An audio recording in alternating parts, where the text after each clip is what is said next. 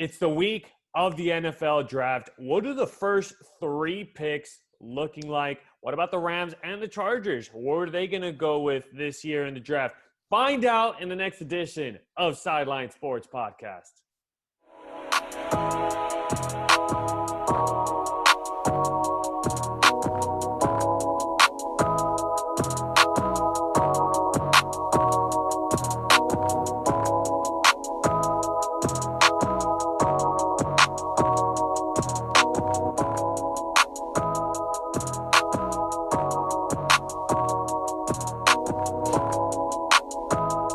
Welcome to Sideline Sports Podcast. If you're not on the sideline, it's not Sideline Sports Podcast. And it's a new week. You know what's going down. A new episode of Sideline Sports Podcast. I'm the host, Alex Naveja, where if you're not on the sideline, it's not Sideline Sports Podcast, the source of your SoCal sports news. And with me today, if you're a day one supporter of Sideline Sports Podcast, you guys will recognize the face. He goes by the name of Mark Vargas, a very good NFL football insider. He's also going to have some more roles. Don't want to give too much spoilers, but without further ado, Mark Vargas, how you doing, man? It's been quite some time since I've seen you. Yeah, man. Everything is good, man, on this end. Just happy things are, going good, and we got some great sports going on, and excited to talk about the NFL draft, man. How are you doing? You know what? I'm doing great. I am so excited for what's to come. I mean, as I always say, I feel like every day is the best time of the year because, there's almost everything going on. I know you're really missing NCAA football. You're missing NFL football. But, you've got everything else going on. You've got soccer. You got baseball. You got basketball. You got everything. You got combat sports going on as well. There was a great fight that just happened on Saturday. It seemed like every fight was a knockout. It was just a great night for combat sports on Saturday. But we're fortunate to be in a city of LA here in SoCal, and just there's just something going on almost every night of it. So you just gotta love this time of year right now. Absolutely, man. We are in the sports entertainment capital of the world. So we want to look at football. We want to look at basketball, baseball, hockey, MMA, box, whatever we want to talk about. We got enough news. We got enough information to fill up everybody's ears. And, I'm excited because there's not, every season there's a draft, and we're going to see the future of the NFL, happen this week. Who's going to be drafted to the team that needs to be, a quarterback away or a running back away from making a big run. Or we're going to see a team that, drafts a top prospect and doesn't have the surrounding pieces. And we're going to be talking about him as a bust. So I'm excited. I know you're excited. Just can't wait to get this going. That's right, Mark. These drafts definitely, as you mentioned, it's just one draft pick away. These are the superstars in the NCAA level, and having to come to a professional level just like that, it's always something interesting to see this time of year. But before we get started with the NFL draft, this episode of Sideline Sports Podcast was brought to you by Manscaped. Make sure to support Manscaped.com, who's the best in men's below-the-waist grooming. Manscaped offers precision-engineered tools for your family jewels.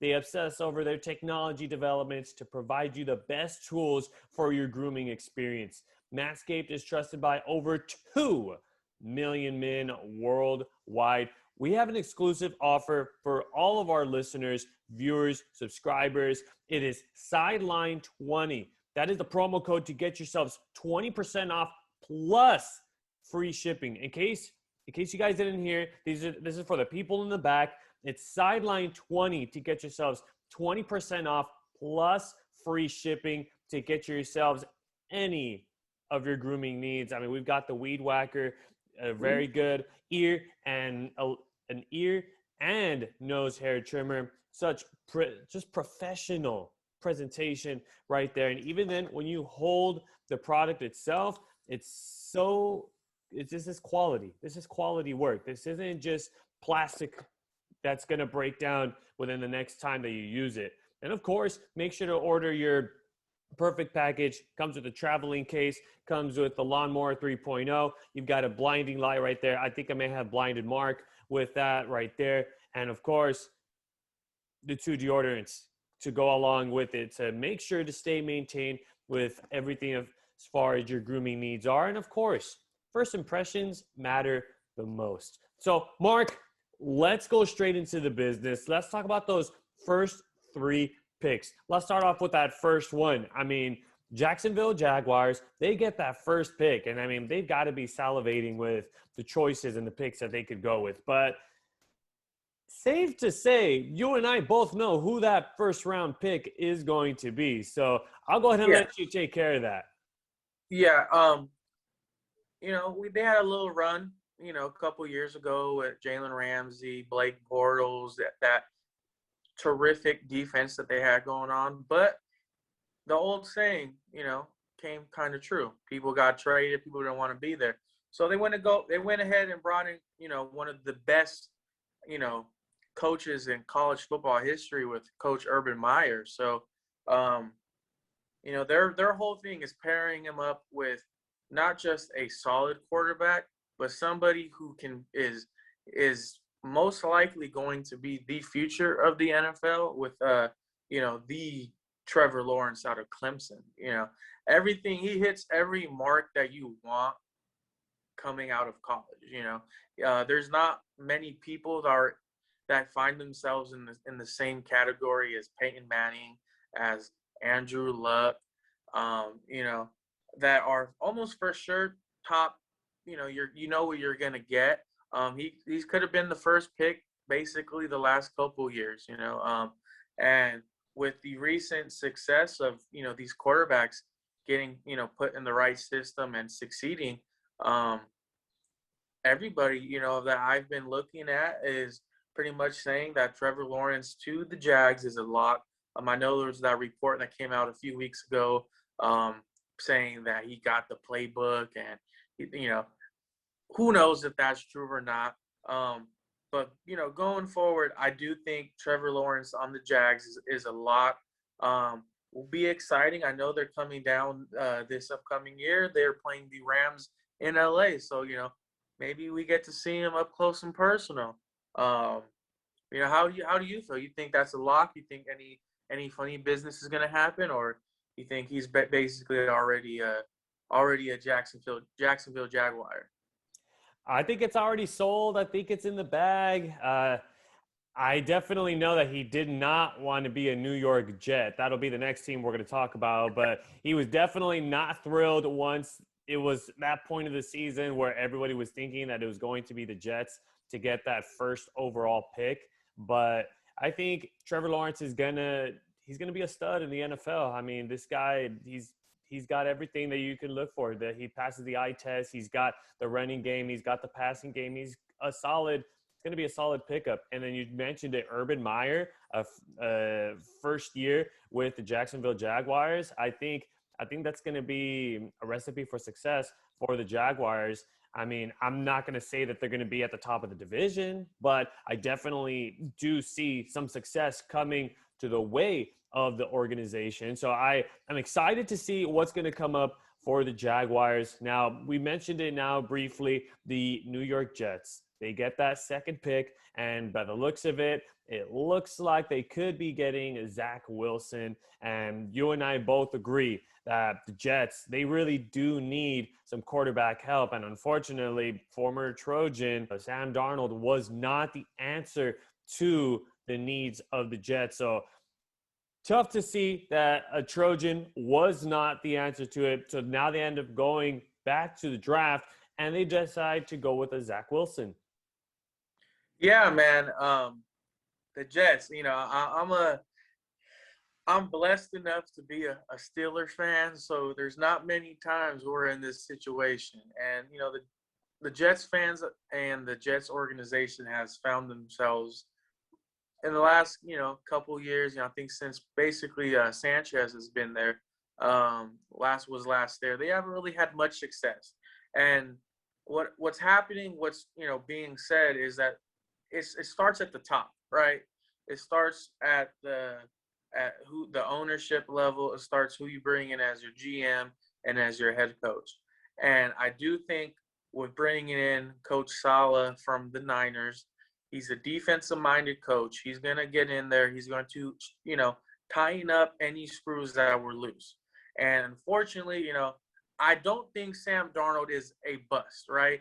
He came in, was it 2 head coaches, maybe 3 possibly, and he never got for me, he never got the keys to the car. He was riding shotgun. He got sick. He's been hurt. We've seen the product that they've been putting on the field, right? So I do think same situation as Coach Meyer. You're coming in to an organization that hasn't had much success in the recent years, right? Or a good amount of time. And what Coach Saleh does is he's going to draft the piece that he thinks that will lead his organization into the future, right? The same with Trevor Lawrence can be said about Zach Wilson, right? BYU was not supposed to do anything this year. They ended up putting on a phenomenal year, ended up almost being a Cinderella team, right? Part of that reason was, Mr. Wilson, right? He was doing everything and anything to help his team win. And I do think the Jets need that type of mindset to go forward, right? You're going to, just like Baker Mayfield had to do with the Browns, you're going to take everything from every team. They're going to make fun of you. They're going to say you guys are worthless. You aren't going to win. But what he has on his shoulder is a chip. And he's going to go out there and prove why he was the second pick in this year's draft. And there was a lot of people calling for, he only had one good year, or, he's going to be a bust. For me, I think this guy's a baller. I think he's going to go out there and prove a lot of people wrong. And you look at the AFC East right now, the Patriots, we don't know what they're going to be like, Belichick's there, but look what they put on the field last year, right? And then you're talking about the Dolphins as the up-and-coming team. The Dolphins aren't far away from being the Jets, I know they're trending upwards, but, the Jets aren't catching up too far. They're starting over. But if they are able to build, and I do think you bring in a solid head coach like they did, and you bring in a solid quarterback, that's something to build on, and that's something to, the locker room is going to be excited. And with what they got going on, I would not sleep on the Jets this year. Definitely. The Jets is going to be a team that is going to be on the rise. I mean, they're getting a new quarterback, and as you mentioned, a new head coach, another AFC team that is on the rise, and getting a new duo like that, a new head coach and a new quarterback. And that AFC East just continues to get better and better each year. I mean, despite the Patriots having that down year and having Bill Belichick as the head coach, I mean, Bill Belichick is Bill Belichick, but I think the argument is safe to say is Bill Belichick can't really be full-on Bill Belichick without his QB, Tom Brady. So I definitely think that AFC East is going to be on the rise with the Patriots being back, with the Dolphins with Tua, and now the Jets. I think they're only a very few moves away from being able to contend in a division like that. And look at the Bills, right? The Bills got their quarterback, and look at what they're doing now. The Bills were always in that kind of, in recent years, they're missing one piece, right? Or they're missing a few pieces. But they got their guy, and a lot of people said he's not, he plays small ball college football. He's not at the Power 5 schools, right? They believed in him. They went ahead and put all their faith in him, and he's producing. He is doing everything that they are asking. And I believe a few AFC championship game this year, or with the AFC divisional game, either one, you're playing in the playoffs, and that's as an NFL NFL team that they want to be relevant. They want to be in the playoffs, and just with the first two picks already, both those teams, and if you're fans of the Jags or the Jets, I would be excited. I would be looking forward to the next 1 to 3 years, and hopefully that these guys can turn things around and make the league more exciting. Absolutely. It's going to be a good season to be a Jets fan. And finally, to shed some sunlight on the city of New York with the Giants not having a good year and the Jets, they've been on a downhill slump every year. So it's good to see them have some production this coming draft and, of course, this coming year. Now, let's talk about that third pick. The 49ers have that third pick. Now, I don't even want to say that it's going to be Trey Lance because I somewhat feel like that could be Fields' spot. What do you think? The Niners, last year was not what they wanted, right? Injury prone, COVID, everything that could happen, right? And now, who has been creating the biggest buzz around the league? Pretty much what the Niners are going to do. Are they going to draft Justin Fields? Are they going to draft Trey Lance? Or are they going to draft Mac Jones? And if you were to ask me 2 weeks ago, Justin Fields was the pick. If you're going to ask me 5 days ago, maybe Trey Lance. And if you're asking me, or what you are asking me today, the day before the draft, who are they going to pick? I am, I hate to say it. It's going to be most likely Mac Jones, but anything could happen, right? If they feel like they can get Mac Jones at maybe, pick 6 or pick 7, they might trade back, or, or if they just want to lock it in and, go with what the Bills did and they believe that's their quarterback of the future, they're going to draft them, do that. But there's going to be, this might be the pick that everybody looks back to like, oh, they messed up that pick. They could have had, a bona fide, perennial Pro Bowler with, whoever that ends up being. Or they could be, man, look who they picked. He's leading them. Because look at the Niners are not a bad team. The Niners were just in the Super Bowl 2 seasons ago, right? Or the season before this one. They are not, and then they were in the playoffs the year before that as well. They are not a team that should be slept on. They are, this is what I love about the draft. They are a piece away. Is Jimmy Garoppolo going to be the starter? Most likely going to start the season, but they are looking at this pick to be the future. They've already said this is going to be the future of our team. Whether that is Trey Lance, Justin Fields, or Mac Jones. If you had asked me, I'm gonna lightly tap the Mac Jones button, just for this today, And if they pick anybody else, I wouldn't be shocked. I wouldn't be, oh wow, they did. You know what?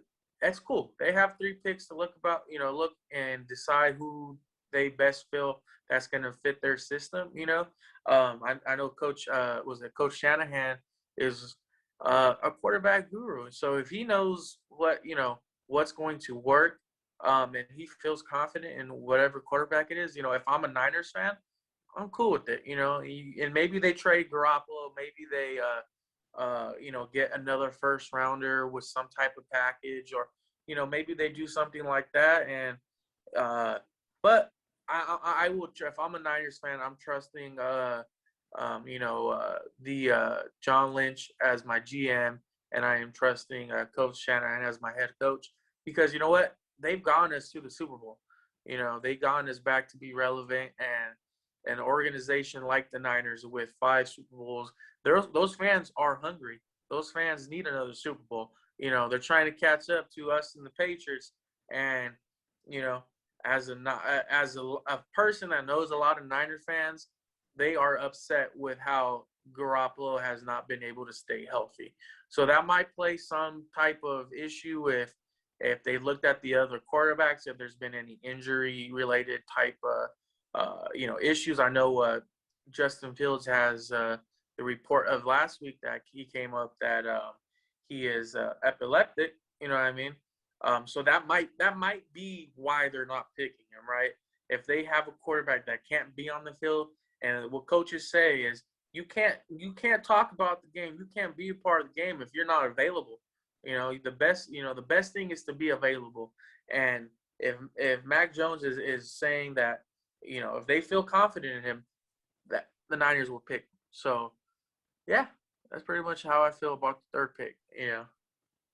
There's a variety of directions that you can go to if you're the 49ers. I definitely think that whoever they end up choosing, whether it's Lance, Fields, or even Jones, I think all three are going to be a solid pick, and they're still going to be the future of the Niners. And I think at the end of the day, one of those quarterbacks are going to be the starting quarterbacks for the 49ers.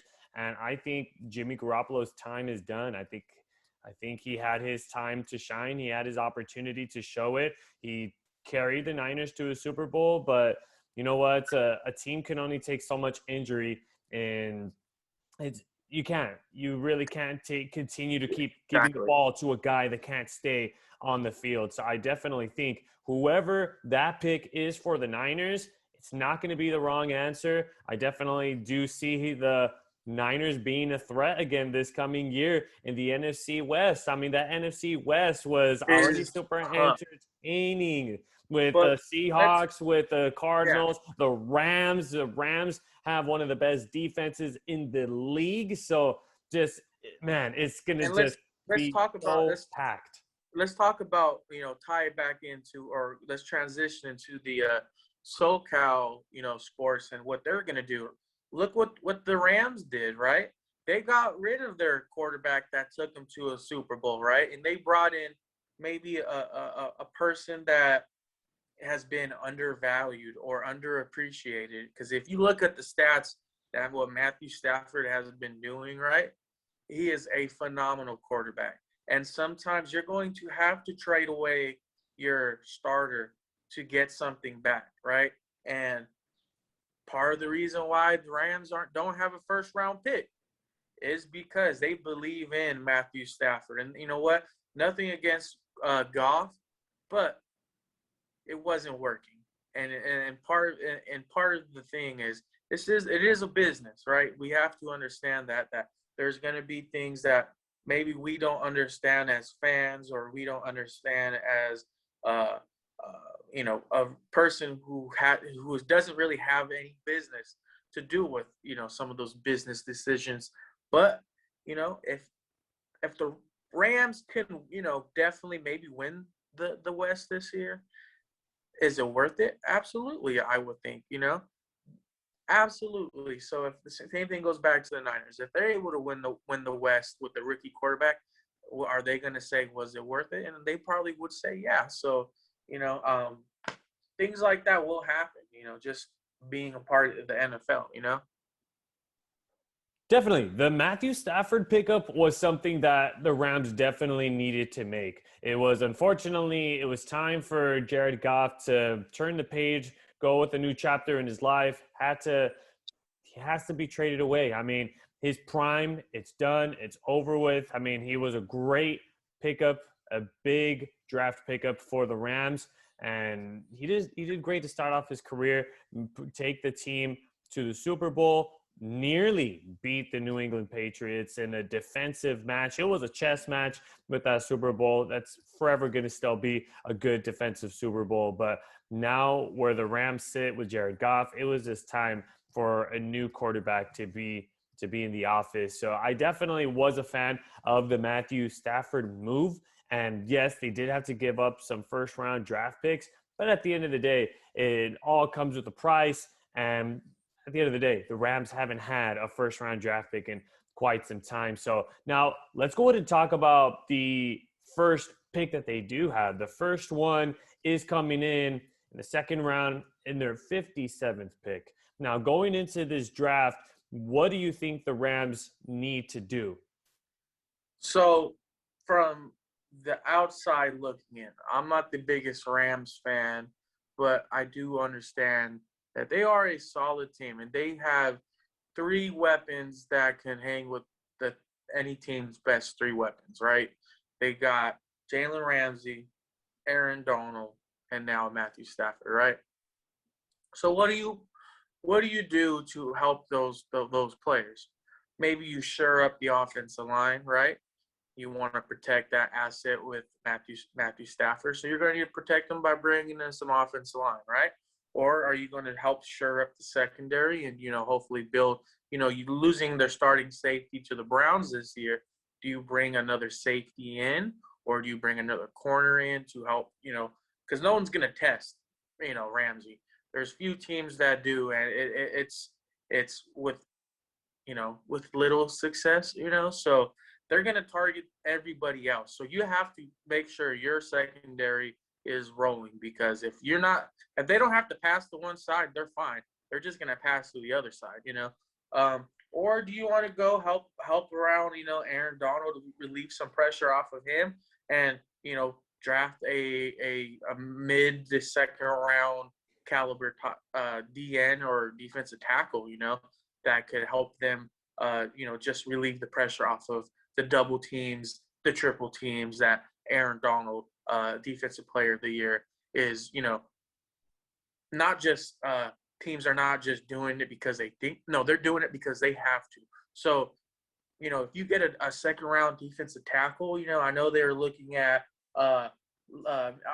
correct me if I'm wrong, listeners, it's Levi Onwuzurike. I don't know if I'm probably butchered that up horribly, right?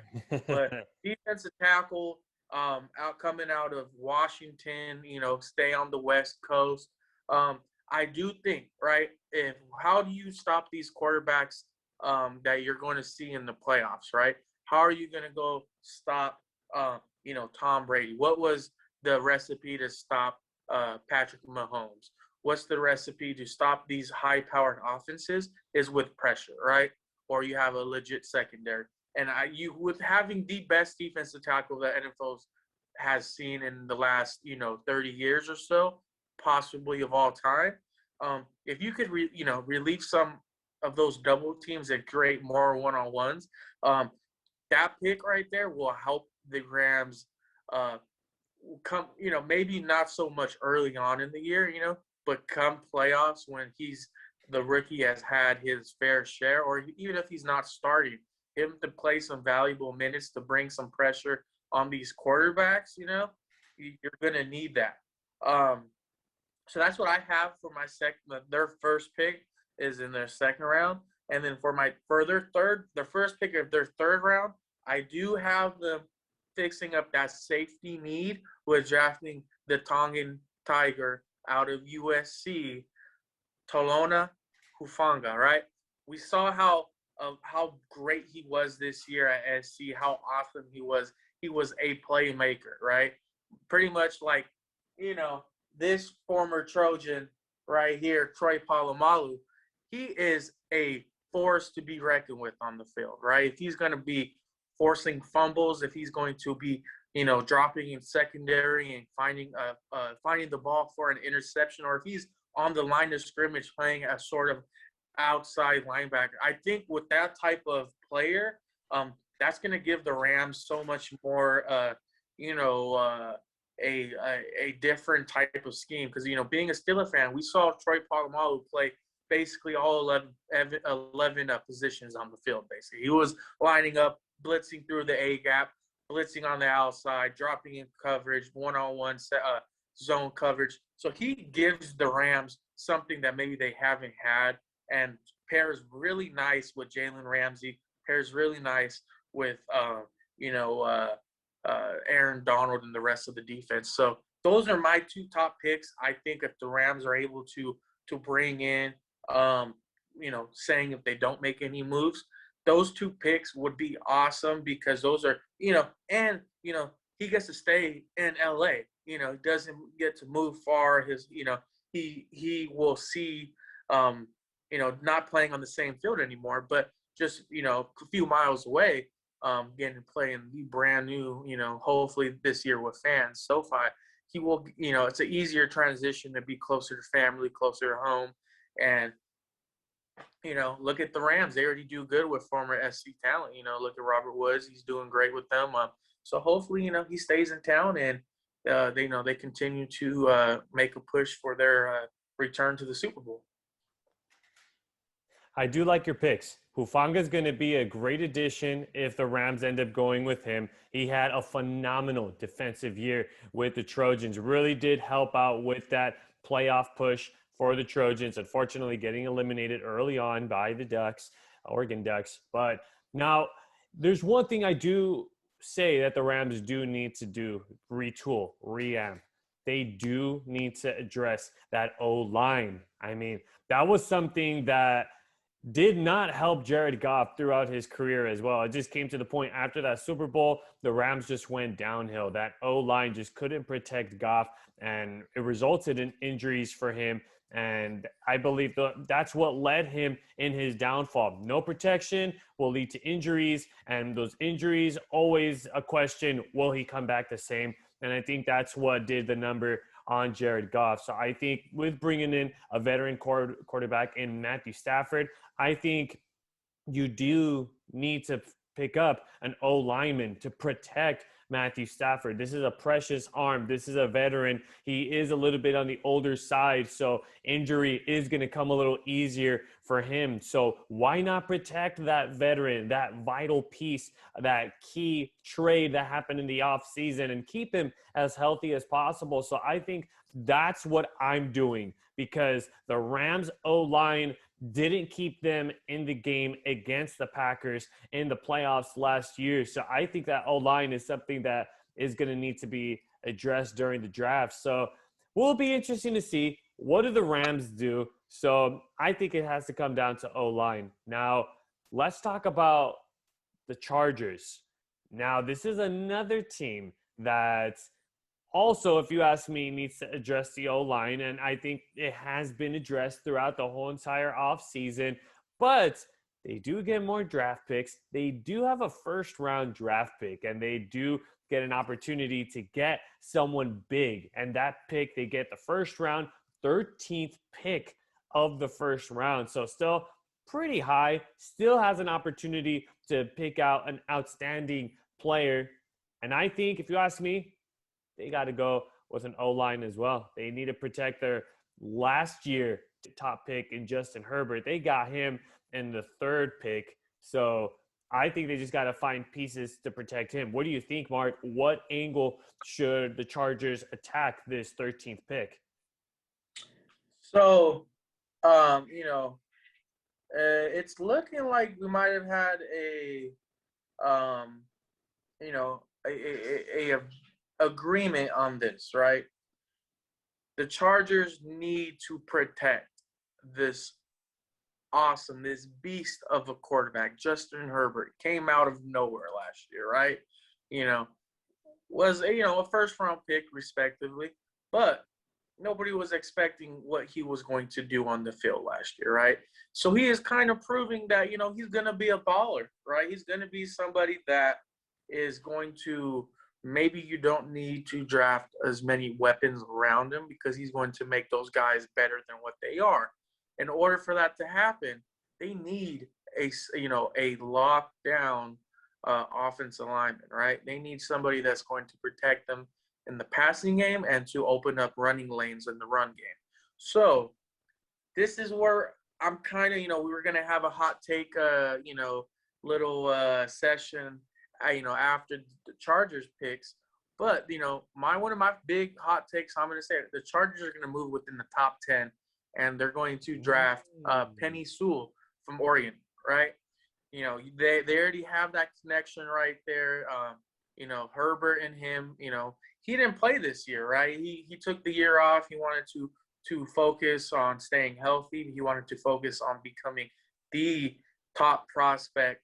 As honestly, he's one of the best prospects.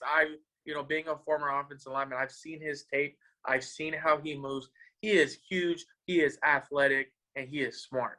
Those three combinations in offensive lineman is completely what a coach was, what a quarterback, and is what a organization wants. So if I'm the Chargers, if I got to give up a second, maybe a third to move up into the top 10 to draft, this prospect that already has familiarity with Justin Herbert. So there is already, he knows, like, and that's the thing. As an offensive lineman, you got to block, and you don't have eyes in the back of your head. So if you don't know how your quarterback moves or his tendencies, does he drift to the right? Does he drift vertical backwards? Does he step up? Does he drift to the left? And the biggest thing, if I'm a Charger fan, if I'm the organization, I'm like, you know what? What's the future of this organization? And it is Justin Herbert. I know they have Keenan Allen. I know they have Derwin James. I know they have, a couple future weapons, future people that they think maybe can develop, but nothing is bigger than Justin Herbert. And what do? You get the biggest, the best, and the baddest offensive lineman, and you put them in there and you protect them. And what that does is Penny Sewell is going to be there for the next 10 plus years. He is looking awesome. He took this last season, this COVID year, and he got into even better shape. He's gone in, from I personally follow him on social media. I see that he is doing the work on the field. He's doing the work in the weight room, and he is doing the work inside the classroom. And when I say the classroom, he is studying the tape, he is studying the film and how to get better. And if he already has that professional mindset, he already has a connection with Herbert, you know what? I'm fine with trading a second or third rounder to, go get, the enforcer, right? You need an enforcer on that team. And you get somebody that's going to be, and, shout out to my polys,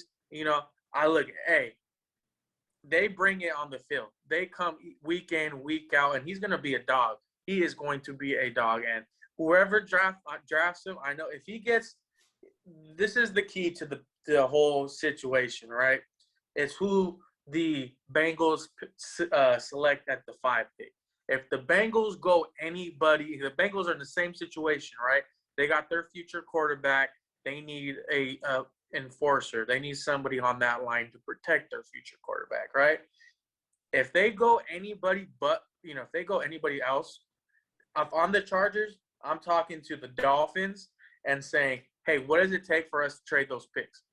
Is that, are the Dolphins sold on Penny Sewell? Are they going to draft their, with another situation? They got a young quarterback. Are they going to draft they just traded their guard yesterday, so are they planning on bringing in another offensive lineman in the draft? Who knows? And if maybe you talk to the Falcons at 4, what does it take? Does it take maybe a starting running back? Does that help out the situation? I just know if I'm a organization with a young quarterback that is already proven himself, I am going to try to do whatever it takes to get Penny Sewell. So that goes for the Bengals, the Dolphins, heck, even the Lions. They have Jared Goff, the Panthers with Sam Darnold, and the Broncos with who now have Teddy Bridgewater. I don't know if you're aware of that trade earlier. The trade that happened. Yeah. So there, any one of those teams can select Penny Sewell. So if I'm the Chargers, I'm looking, do I get another receiver? Or do I trade some, not worthless picks, but trade some picks to get that bona fide superstar that you don't see every year, just like, I'm going to switch topics, just like the Lakers with Anthony Davis, right? We wanted to keep that young core, but you don't get that opportunity to get a superstar like that, and from what I've seen, what I've heard about, Penny Sewell is a superstar and will be a future Hall of Famer. I am completely sold, I'm excited to see where he ends up because as a former offensive lineman, I am a super fan, excited to see how he ends up going, but also how he ends up playing. I like that take. I really like that take because you got to expect teams like the Bengals or even the Panthers to make a move to get Penny Sewell. he's definitely going to make a move to go one of those. Those teams are definitely going to try to pick up on him. But I think it only makes sense for Sewell to go back to and reunite with his former teammate with Justin Herbert. And I really do think maybe the Chargers do need to make a move. Maybe on draft night, they are going to make a splash and they are going to make some noise to try to get Sewell to work with his former quarterback and get that reunion coming back, because according to CBS Sports, they do have Penei Sewell ranked as a prospect rank. They have him second, and overall rank, they have him first. So I have to agree with that hot take. I usually like to be diverse and try to be different, but I like that hot take. And I actually want to finish up the show with, I think maybe the Cowboys will probably end up making a trade. Maybe they're going to try to trade and maybe try to climb up as well. I think the Cowboys could definitely be a team that will make some noise on draft night and try to climb up the ladders and the draft picks and get them to maybe from a top 5 position. You never know. I definitely think the Cowboys will be a team that's going to make some noise. Are you thinking they're picking Kyle Pitts? Is that why you're saying they're going to draft trade up to go to be a top 5 pick? Is that what you're thinking? Or are you thinking are they going somebody else? I think they need a tight end. I think they need some help. They can use a guy to protect their running game, protect their quarterback with Prescott. I think even just to give them that passing weapon for Prescott. So I think Pitts could be a good guy to have for the Cowboys. I think they could make a little chatter, make a little noise. Hey, what do I have to do to get him on our team? And I wouldn't even be shocked, if the Cowboys trade up to get Penei Sewell either. They're going to need to protect Prescott now with that. Hopefully he get back on the field. But, either one, they trade up in the top 5. They can go Penei Sewell or they go Kyle Pitts. Look at that team, and it's every year. Look, my family, friends, they call me a Cowboy hater. I'm not a Cowboy hater, right? I respect the team. I respect, the players that put in work, because those are, that's a hell of a job to go be a Dallas Cowboy with everybody looking eyes on you. So they are. That was my other hot take, is the Cowboys are going to trade up into the top 5 or even the top 7. Depending on maybe on the Lions, they just lost Kenny Golladay, right? Maybe they trade. They get maybe one of the Cowboys.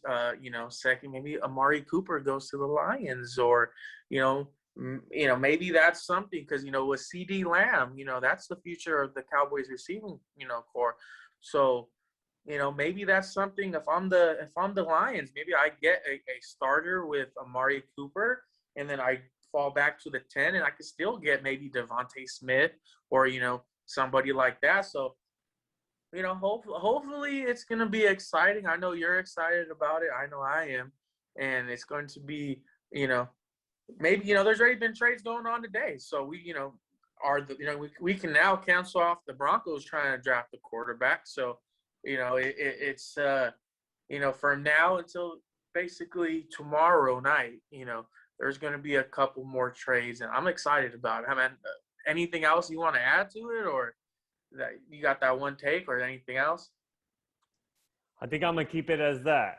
I definitely say stay tuned for tomorrow in the NFL draft. There's going to be a lot of chatter going on within the next, I'm going to say 24 hours. I can even say 48 hours, because you never know who you can end up getting on that second round as well. So yeah, the stage is hot. The stage is set for the next couple of hours. So make sure to stay tuned for that, as that's all the time we have left on Sideline Sports Podcast. We thank you all so much for tuning into this one. If you guys enjoyed this episode, please give the episode a thumbs up. Also, hit the subscribe button down below. I'm telling you guys right now, this is just the beginning of great stuff coming your way, all for you guys, because you don't know who we can end up getting on the podcast. We can have some really great guests coming on and just hit you guys by surprise. So make sure, hit the subscribe button, and of course, hit the little bell in the bottom as well, so you guys can make sure to stay notified every time we upload something. We've got some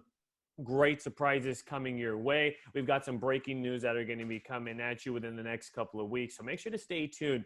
And also, thank you so much to Mark Vargas, a football insider, NCAA, and NFL insider. Thank you so much, Mark, for coming on the show. Always a pleasure. Hey, man, pleasure is mine. I was looking forward to this all week. I've been taking my notes. We had a couple phone calls. It's, what we wanted to talk about, and I've been looking forward to it. Anytime I get to be on the podcast is something I look forward to it from whenever we make that decision. So, definitely hit the like button, subscribe. Let's shoot those numbers up, and watch the draft tomorrow. Go ahead, family. It's a family event, even though it's in Cleveland. You can still definitely tune in. It's going to be good stuff, guys. Just going to be some breaking news chatter going in the background. While the 5th round pick is this, or, there's definitely going to be a lot of stuff going on. So once again, thank you so much to Mark for coming on. And of course, this episode of Sideline Sports Podcast was brought to you by Manscaped, who is the best in mids below the waist grooming. Manscaped offers precision engineered tools for your family jewels. They obsess over their technology developments to provide you the best tools for your grooming experience. Manscaped is trusted by over 2 million men worldwide. We have an exclusive offer for all of my listeners, viewers, subscribers. Use my promo code Sideline20 to save yourself 20% off plus free shipping. That's right. You get them both.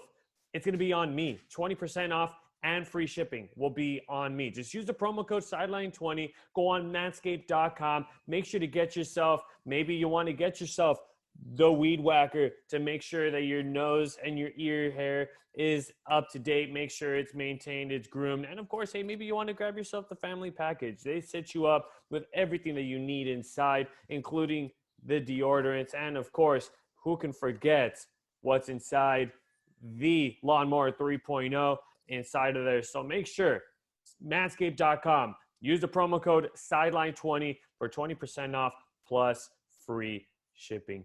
I'm Alex Naveca from Sideline Sports Podcast. Thank you so much for tuning in. We'll see you guys and enjoy the NFL Draft.